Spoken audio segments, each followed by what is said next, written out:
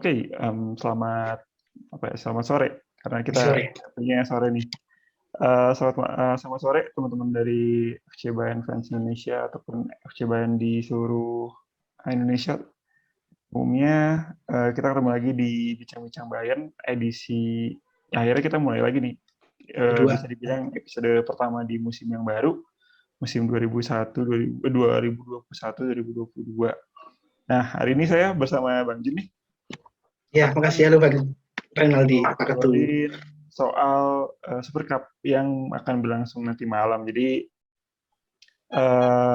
Bayern akan menghadapi Dortmund di Signal Iduna Park ya. Dapat Bersama pelatih barunya yang belum pernah menang semenjak pramusim. Kemarin juga ditahan imbang. Julian Nagelsmann. Nagelsmann ya. Dan ya mungkin pertama kita ngomongin soal ini kali ya. Tren performa Bayern nih. Menurut Bang Jun sejauh ini dari pramusim sampai kemarin pekan pertama Bundesliga kayak gimana sih? Apakah ada peningkatan atau kayak gimana? Iya, terima kasih Pak Ketua. Antara Bayern musim ini dari pramusim sampai match day pertama dan kemarin seperti pertama, ya belum memuaskan karena kita tahu di pramusim kita imbang satu, semuanya kalah dan belum pernah merasakan manisnya kemenangan untuk pertama di Julian Nagelsmann ya. Terus di kemarin sih permainan masih belum belum padu lah sebenarnya. Cuma kita bisa mengimbangin dengan lini depan yang tengahnya tumpul atau itu nggak bisa menembus pertahanan. Dan akhirnya kita mengharapkan lagi-lagi sama Lewandowski lagi. Iya. Ya, di lini belakang kita serang terus. Jadi intinya sih masih perlu peningkatan lagi. Mungkin ujiannya yang terberat mungkin nanti malam lawan Dortmund di Super Cup, Super Cup itu di situ. Nah kita Ini masih penurunan sih, belum ya, naik. Gitu. kita ngomongin soal Dortmund nih. Berbanding sebenarnya nggak berbanding terbalik ya karena pramusim juga Dortmund sempat kalah, tapi melihat pertandingan pertama kan Dortmund langsung ngegas nih. Erling Haaland langsung cetak 3 gol, 3 gol ya? 1 asis. 2 gol 1 asis atau 3 gol 1 asis? Kalau nggak salah 2 gol deh. 2 gol ada asis.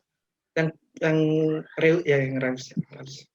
Ya, kita bisa lihat gitu Dortmund walaupun ditinggal Jadon Sancho tapi tetap secara komposisi bagus-bagus aja, apalagi mereka beli si siapa? Malam Kobel dari ya? malam. Super. Ya, dari malam dari mana? Dari PSV. PSV ya. Ya, PSV Eindhoven. Terus juga dari lini tengahnya juga masih hampir sama kayak kemarin, Delaney. Terus masih ada Dahot, terus Bellingham, Reina masih oke lah. Oke lah. Pemain Musuh muda. aku juga depannya masih oke. Jadi tambah lagi sama Tiges yang pemain muda 21 tahun. Ya. Itu ya lumayan juga itu nanti. Mungkin super sub sih. Dia masih menimba ilmu ke Haaland juga. Di situ sih sebenarnya squad Dortmund musim ini kita akui top lah, masih bisa siap untuk di kompetisi Bundesliga tahun 2021 ini. Namun ya kita lihat ya fokusnya pelatih baru ini mau ke Champion atau mau ke Bundesliga juga. Nanti mungkin musim kedua mungkin dia akan menentukan mana yang diutamakan. Karena kebanyakan tim-tim Bundesliga pesaingnya Bayern itu ya kedodorannya di musim kedua. Masuk musim kedua mungkin udah kedodoran. Di paruh kedua kali ya? Iya, paruh kedua. Paruh kedua. Dan pemain Dortmund ini udah siap karena udah matang. Karena di musim sebelumnya, di pelatih yang sebelumnya itu, dia udah menyiapkan siapa-siapa yang mau dinaikkan lagi. Karena apa? Karena waktu kemarin kita lihat kan ya, kalau waktu tahun kemarin kita Bayern melawan Dortmund pasti sepertinya gonta-ganti. Nanti main muda untuk menambah jam terbang dan mental pemain-pemain muda tersebut. Dan ini saatnya dia siap untuk bertanding di Bundesliga. Di situ sih yang sangat berbahayanya. Nah, untuk pertandingan nanti malam nih, saya lihat juga di berita Dortmund itu bakal bermain tanpa Torgan Hazard. Kaget, ya. Torgan Hazard, terus ada Mats Hummels. Yang Mats Hummels ini beberapa pertandingan terakhir lawan Bayern selalu ada aja cedera atau apakah. Super Cup musim lalu juga kalau nggak salah ya, Hummels itu nggak main kalau nggak salah. Iya. Kalau saya nggak salah ingat. Terus Emre Can juga nggak main sama Rafael Guerrero. Menurut Bang Jun, apakah ini sebuah angin segar? angin segar? Karena si Dortmund ini mainin Papadopoulos yang ternyata setelah saya baca-baca di Spiotak juga, si Papadopoulos ini awalnya ditransfer Dortmund untuk tim cadangannya justru. Tim cadangannya, tapi karena pemain lini belakangnya pada cedera dan absen segala macam, akhirnya dia dijadiin starting line up. Kemarin sih katanya mainnya bagus-bagus aja gitu. Iya, bagus-bagus. Ya, menanggapi Paulus ini tadi, di pramusim Dortmund memasangnya pertama waktu itu lawan Bochum, kedua sih. Kalau lawan Bochum itu dia posisikan backs-nya untuk menggantikan Hummel dengan duet Akanji itu. Namun ketika waktu pramusim pertama kayaknya lawan apa lupa ya, itu dia diposisikan di posisi sayap winger. Nah, di situ ketika kalah kayak Dortmund, nah itu Paulus ditarik di posisi back center. Situ. Back center sama Akanji sama Sak ya, di situ. Ya, kalau saya lihat sih bukan angin segar sih, memang kita lihat kan udah padu juga, dia sama-sama kuat. Cuma kita kan juga sama di posisi Bayern, backnya juga masih baru, Upamecano. Kemarin juga babak pertama lawan Gladbach kemarin juga sering kecolongan gitu. Di situ sih ya so-so aja sih. Sebenarnya sih lebih matengnya sih di Dortmund untuk back. Namun sering buat kesalahan tuh si Sak itu sering pelanggaran, sering apa itu yang bisa dimanfaatkan oleh Bayern gitu. Si Sak itu sering cerobos sih, sering apa ya, sering men-tackle yang nggak perlu, sering kena kartu kuning, dan di situ kesempatan buat Bayern. Dan kemarin yang Dortmund menang itu juga ada kesalahan, satu gol dari on goal itu dari backnya itu. Nah di situ diperlukan apa ya, kita perlu mendobrak di sisi itu. Dan kehilangan Hummel emang cukup besar karena Hummel sebagai seorang kapten istilahnya apa ya, mengatur jenderal ini belakang juga, dia sangat disegani, dan di situ ya poin plus lah sedikit. Iya, setuju sih soal Hummels itu, karena rata-rata kan pemain-pemain Dortmund kan pemain-pemain muda ya, jadi butuh satu sosok yang yang kuat gitu untuk segala komunikasi dan kepemimpinan. Kita juga tahu waktu dulu tuh Dortmund masih ada zaman Sebastian Kehl ataupun si kiper Weidenfeller, terus juga ada siapa backnya tuh yang disorakin nama Boateng, lupa deh. Oh itu.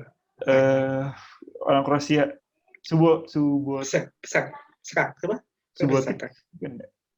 Ya, yang gondrong itu, nah itu masih ada gitu. Subotic ya, yang tipenya keras-keras gitu.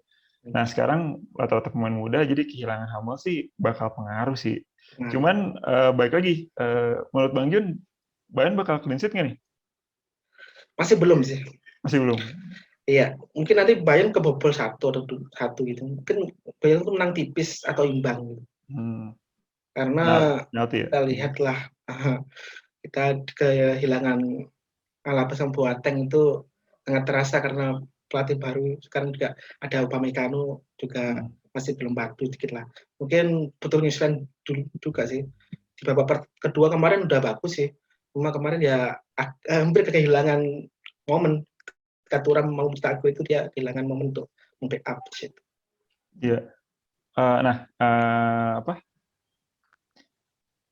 Melanjutkan soal tadi, kemarin itu kan Bayern make siapa sih namanya, Josip Stanisic. Josip Stanisic ya betul. Stanisic, pemain muda dari akademi yang mengisi pos wingback gara-gara si Pavard-nya cedera. Terus Lucas Hernandez juga masih cedera. Jadi akhirnya setelah isu-isu Buonasar mau ngisi posisinya atau bahkan Niklas Sule bakal mau Ngisi back dipasang di back sayap. sayap, ternyata akhirnya si Stanisic ini malah si Niklas Sule-nya yang jadi back tengah.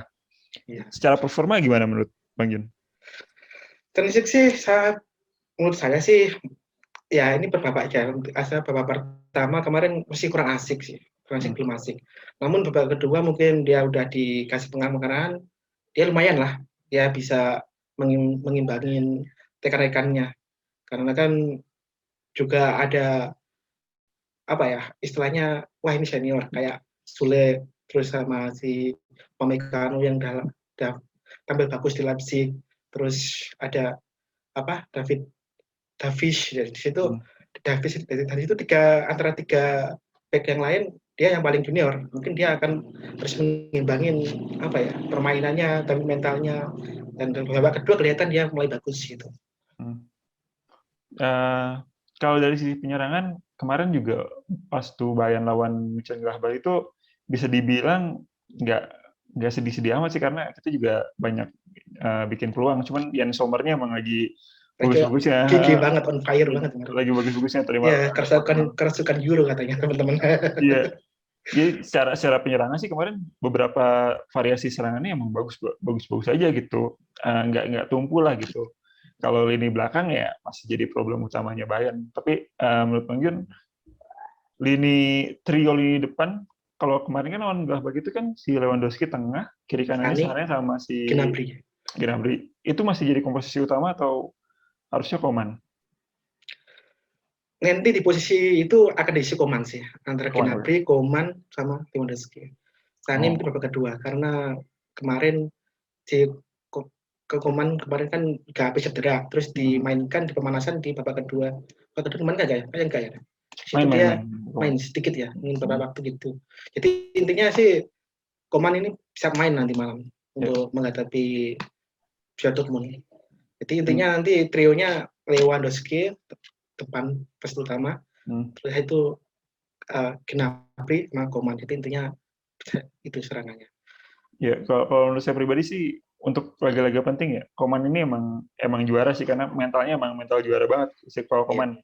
Waktu di final Liga Champions juga yang paling kerasa gitu ya, si Coman, Gnabry malah ngilang gitu.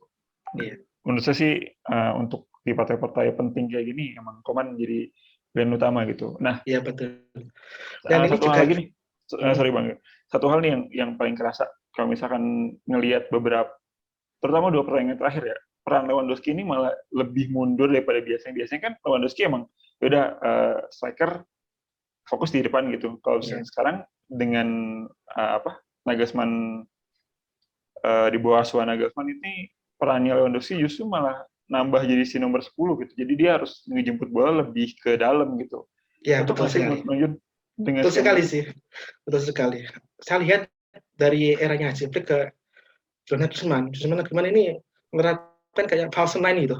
Jadi intinya si Lewa ini kadang-kadang posisinya di belakang atau di depan ada si Gnabry atau Sané yang kemarin ya, yang pertandingan kemarin. Dan itu agak berbenturan dengan posisi Thomas Muller. Thomas Muller sebenarnya kan di belakang striker. Kelihatan kan dari ratingnya dari pertandingan babak pertama kemarin itu si Thomas Muller poinnya ratingnya agak menurun kan, berapa 60,8 gitu, 6,8 gitu. Jadi intinya sih masih rancu antara dia menerapkan posisi false nine atau itu. Ya, mungkin cuma masih belum menerapkan si Thomas Muller itu menjadi benar-benar di posisi di belakang CF, di belakang striker Lewandowski. Dan itu akan menjadi perjudian juga sih, istilahnya istilahnya mencoba. Karena apa? Karena kemarin juga di tengah kita juga belum begitu kembali lagi ke performa terbaik sih. Antara Goretzka sama Kimmich itu belum padu. Nah, di situ akhirnya si Lewa bantu turun, dan si Thomas Muller mencari ruangnya masih belum keblok dulu sih di situ. Jadi intinya itu sih, masih kemarin masih masih meraba-raba sebelumnya sih, karena belum memiliki masih bagus gitu. yang paling kerasa sebenarnya itu Thomas Muller di U-Score rating pemainnya paling kecil. Dia Iya, cuma 6, berapa gitu. Itu 6. terburuk di skuadnya Bayern gitu.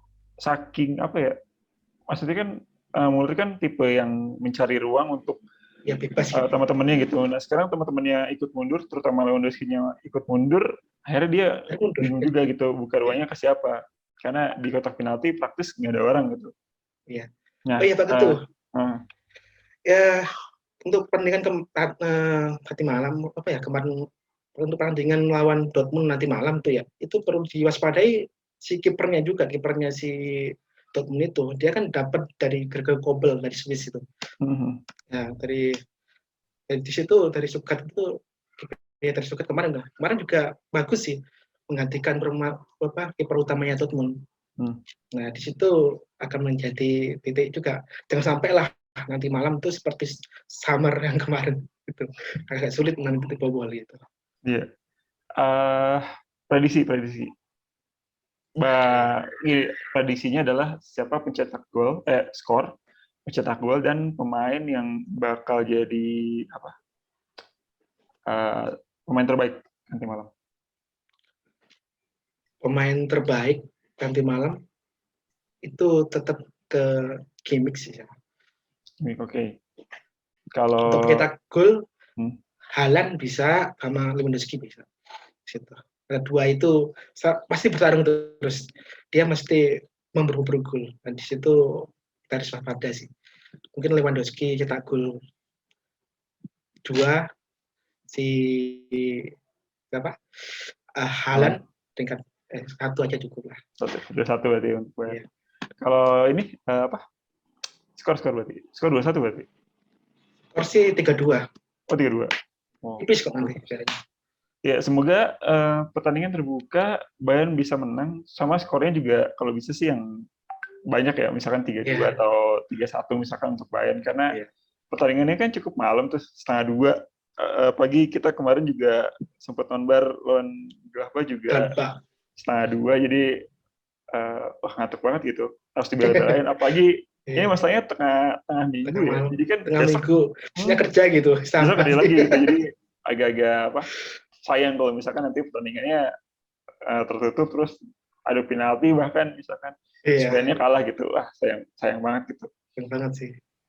Oke, paling untuk episode ini bincang-bincang Bayern yang baru di musim 2001-2022 kita cukupkan, dan jangan lupa untuk nonton siaran ini bisa di YouTube dan di Spotify-nya FC BFI. Semangat terus untuk para fan-fan Bayern dimanapun berada.